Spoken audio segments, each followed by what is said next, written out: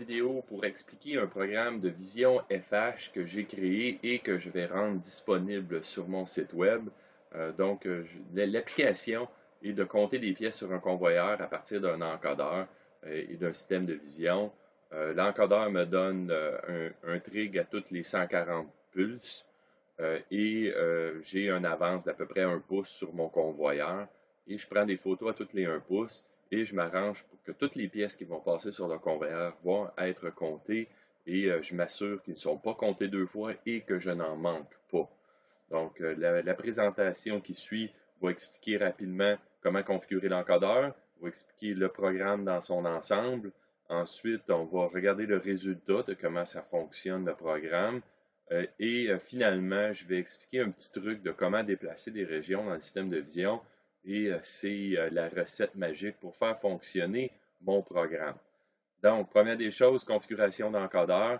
Les FH 1050 et plus, donc 1050 à 5050, ont l'entrée encodeur built-in. Si on va avec un FH V7, ça prend une carte d'expansion qui est le FHV-SDU pour avoir l'entrée encodeur.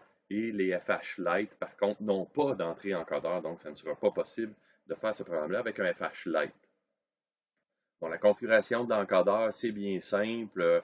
Si on va dans notre FH, on va dans Tool, System Settings, on a directement une option Encodeur Trigger Setting qu'on vient activer, qu'on dit si on prend l'entrée Open Collector ou l'entrée Line Driver. Et ensuite, on dit si on marche en quadrature ou en simple phase. Et finalement, à toutes les combien de pulses qu'on veut avoir un trig, on sauvegarde, on redémarre et par magie, à toutes les pulses, le système de vision prend les images.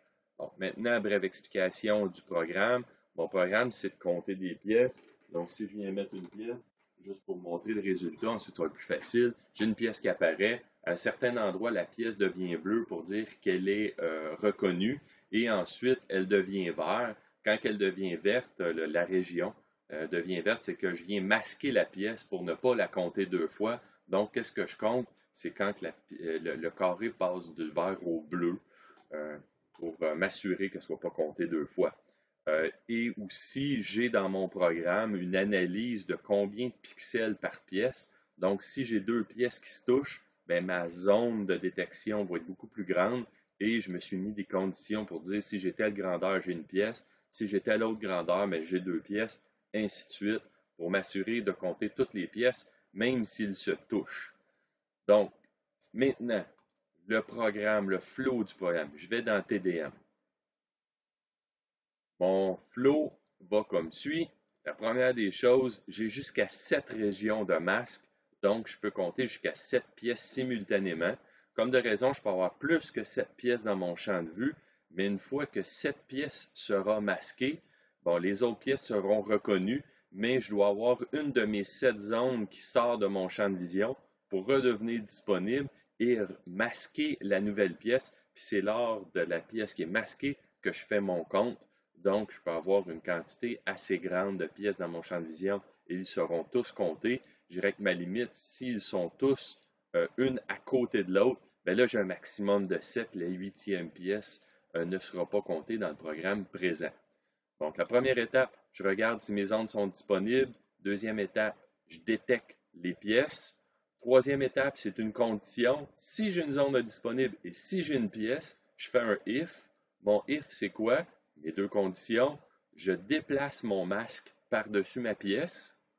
Je mets la zone comme telle en mode in use pour pas qu'elle soit utilisée 2 fois pour 2 pièces différentes.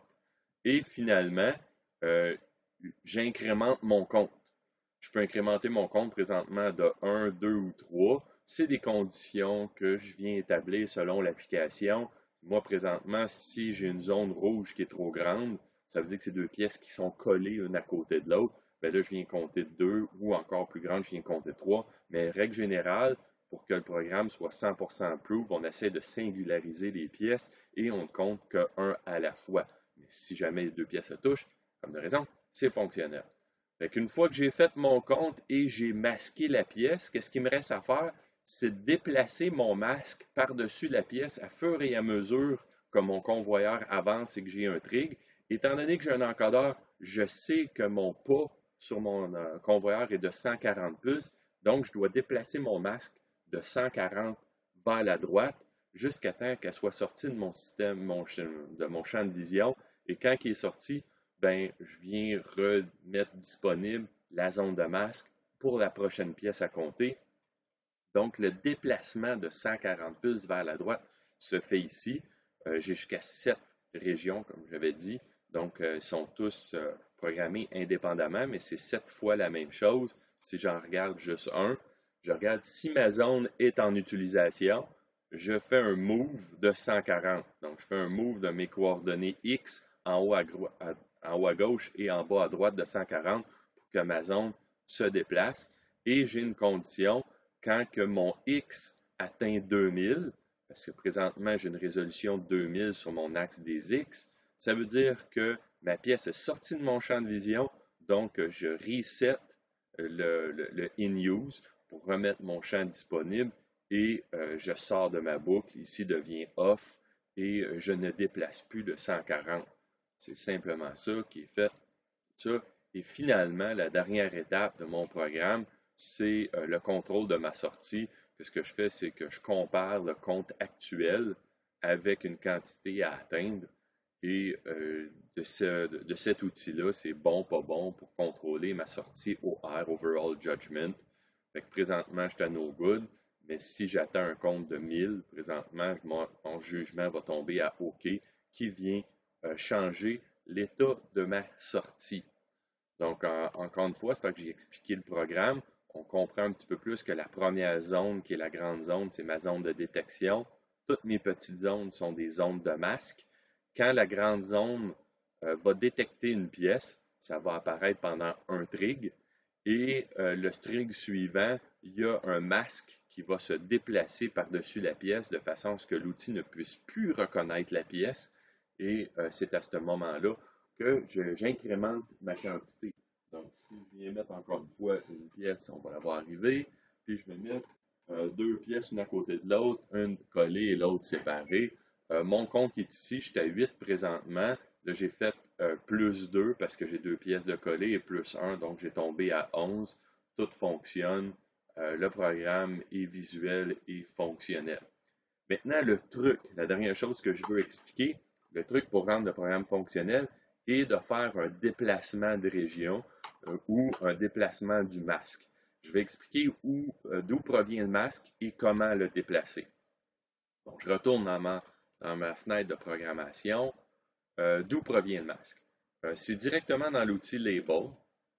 Donc, si je rentre dans l'option graphique qui est le Old UI pour voir comment l'outil Label fonctionne, bon, premièrement, je sélectionne une couleur à détecter.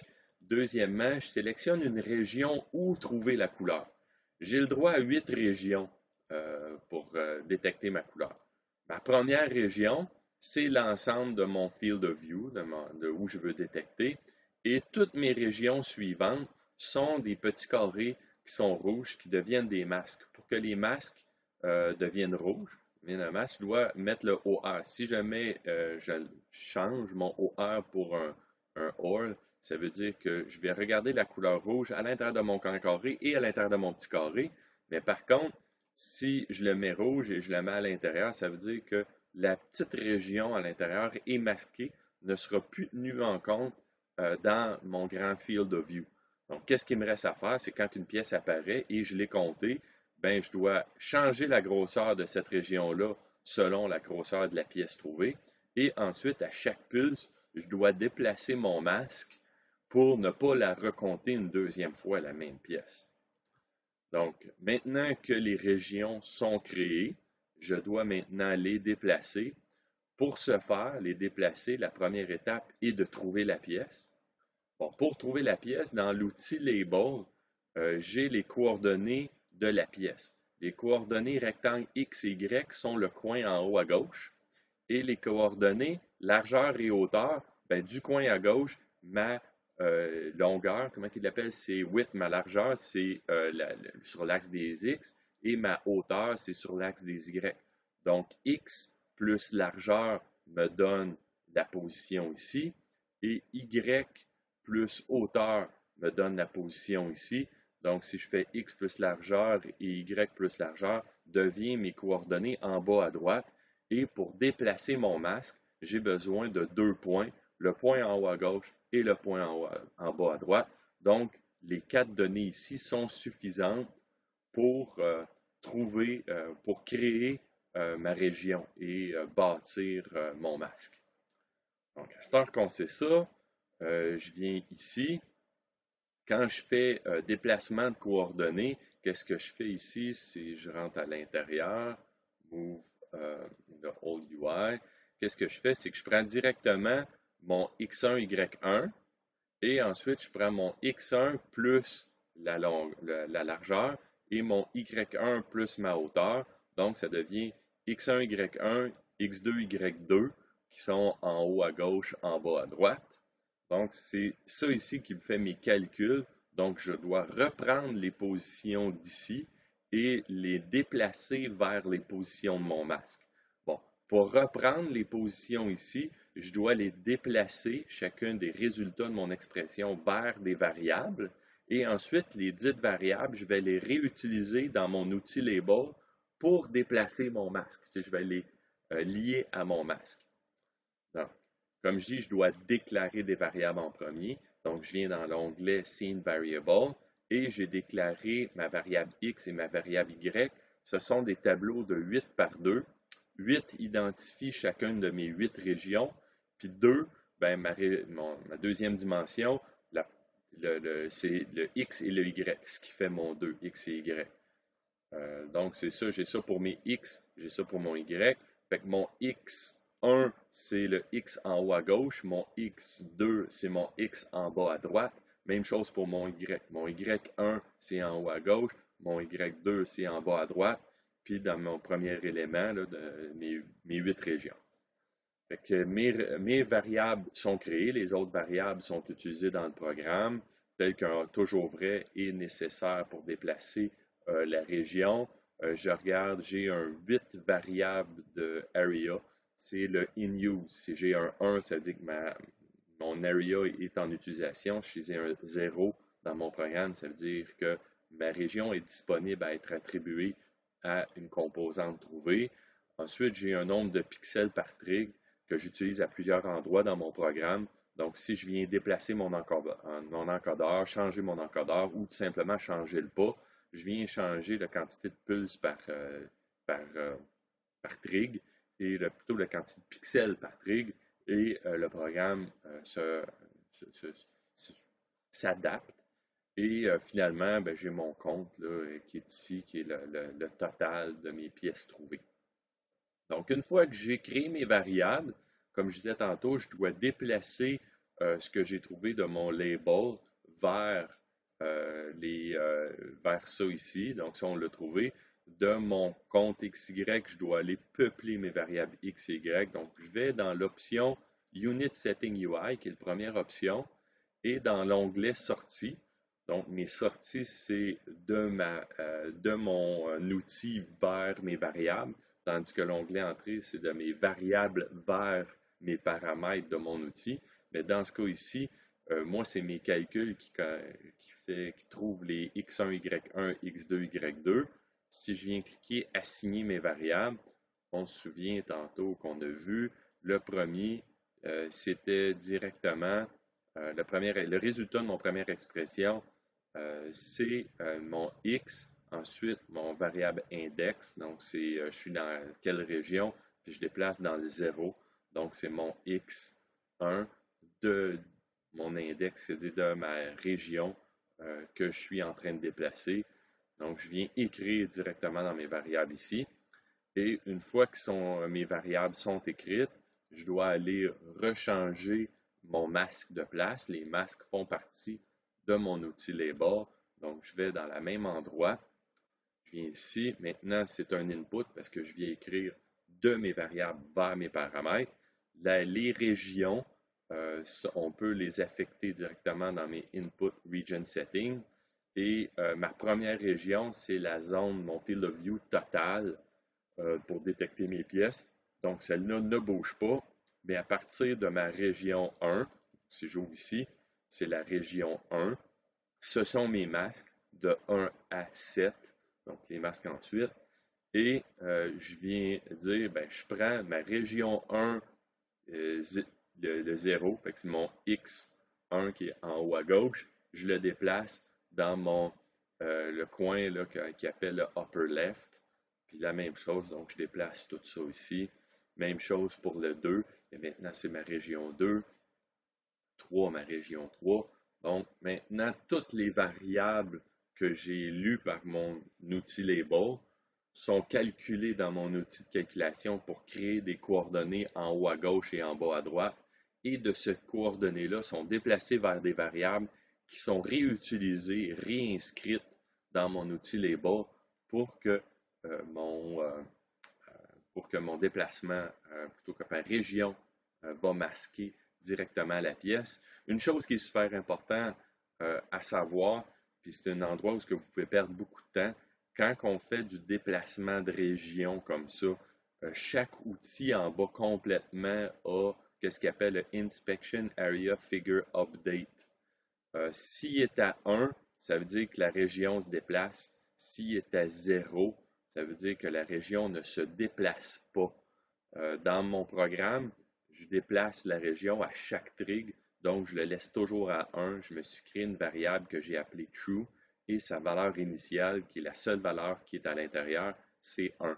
Donc ma région se déplace toujours. Mais si vous ne mettez pas de variable ici et que l'update n'est pas à 1, mais même si vous mettez des variables qui seraient théoriquement déplacées vers vos régions, ben, ce ne sont pas exécutées parce que le update n'est pas activé. Donc, super important. Donc, c'est le truc que je voulais donner. C'est un petit peu la magie qu'il y avait en arrière du programme. Le reste du programme est relativement simple là, de vérifier que mes régions sont disponibles, de trouver mes positions, de déplacer les régions au-dessus de mes produits et d'ensuite de faire déplacer mon masque selon le déplacement de mon encodeur. C'est principalement ça. J'espère que cette vidéo vous a aidé. Le programme va être disponible sur le site Home Run Biz. Si vous avez des questions, vous pouvez me contacter. Merci.